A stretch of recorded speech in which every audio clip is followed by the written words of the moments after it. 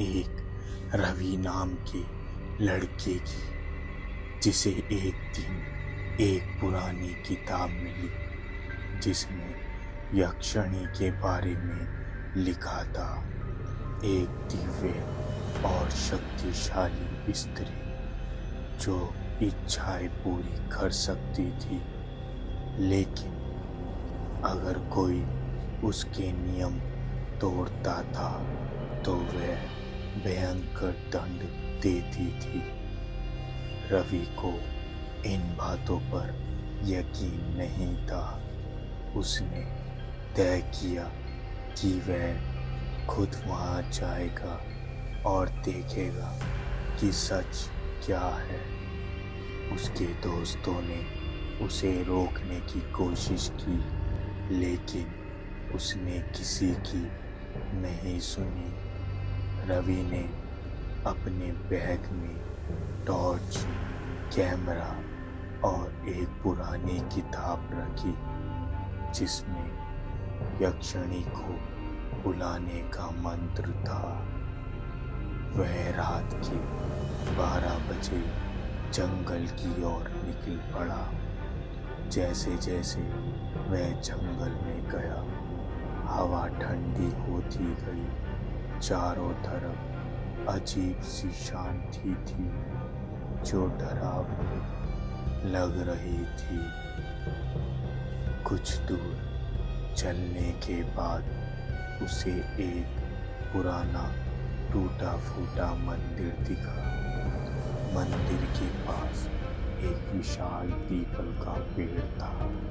इसकी टहनी हवा में अजीब तरह से हिल रही थी। उसे महसूस हुआ कि कोई उसे देख रहा है, लेकिन वहाँ कोई नहीं था। रवि ने किताब खोली और उसमें लिखा मंत्र पढ़ने लगा। अचानक हवा और तेज हो गई और मंदिर की घंटियां अपने आप बजने लगी। चारों ओर अंधेरा छा गया और एक हल्की लाल रोशनी पीपल के पेड़ के पास दिखाई देने लगी। अचानक एक सुंदर स्त्री प्रकट हुई। उसकी आंख गहरी काली थी और उसकी मुस्कान अजीब थी। वह एक चमकीली लाल साड़ी पहने थी और उसके बाल बहुत लंबे थे। तुम कौन हो? यक्षिणी ने धीमी लेकिन गूंजती आवाज में पूछा। रवि ने हिम्मत जुटाकर कहा, मैं तुम्हारे बारे में जानता हूँ। क्या तुम सच में इच्छाएं पूरी करती हो? यक्षिणी हंसी। उसकी हंसी हवा में गूंज उठी। हाँ, लेकिन मेरी एक शर्त है। जो भी मुझसे कुछ मांगेगा उसे 3 दिन के अंदर मेरी परीक्षा देनी होगी। अगर वह परीक्षा में पास हो गया तो उसे मनचाहे चीज मिलेगी, लेकिन अगर वह असफल हुआ तो उसकी आत्मा हमेशा के लिए इस जंगल में भटकती रहेगी। रवि को यह सौदा दिलचस्प लगा। उसने तुरंत हामी भर दी। यक्षिणी ने रवि को मंदिर के अंदर जाने के लिए कहा। जैसे ही उसने मंदिर के अंदर कदम रखा, दरवाजा अपने आप बंद हो गया। मंदिर के अंदर अंधेरा था और अचानक वहाँ कई परछाइयाँ दिखने लगी। ये परछाइयाँ इंसानों की थी, लेकिन उनके चेहरे नहीं थे। तभी एक धीमी आवाज आई, अगर बाहर जाना है तो सही रास्ता ढूंढो। रवि ने चारों ओर देखा, लेकिन कोई दरवाजा नहीं था। अचानक फर्श पर एक चमकीला तीर दिखाई दिया। रवि तीर की दिशा में बढ़ा और एक दीवार को छूते ही वह गायब हो गया। वह बाहर आ गया। यक्षिणी ने मुस्कुराते हुए कहा, पहली परीक्षा पूरी हुई। दूसरी रात यक्षिणी ने रवि को मंदिर के पास एक कुएं के पास बुलाया।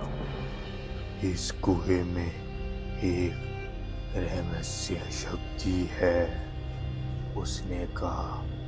अगर तुम इस कुएं में झांकोगे और डर गए तो तुम इसे पार नहीं कर पाओगे। रवि ने कुएं में झांका और जो उसने देखा उससे उसकी रूह कांप गई। कुएं में उसी की परछाई थी, लेकिन उसकी आंखें लाल थी और चेहरा भयानक था। अचानक परछाई ने हाथ बढ़ाया और उसे खींचने लगी। रवि ने अपनी पूरी ताकत लगाई और मंत्र पढ़ना शुरू किया। धीरे धीरे परछाई गायब हो गई और रवि ने खुद को सामान्य पाया।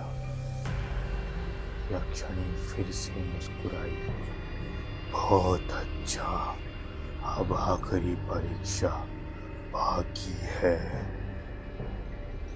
तीसरी रात यक्षिणी ने रवि को एक खाली पत्थर पर बैठने को कहा।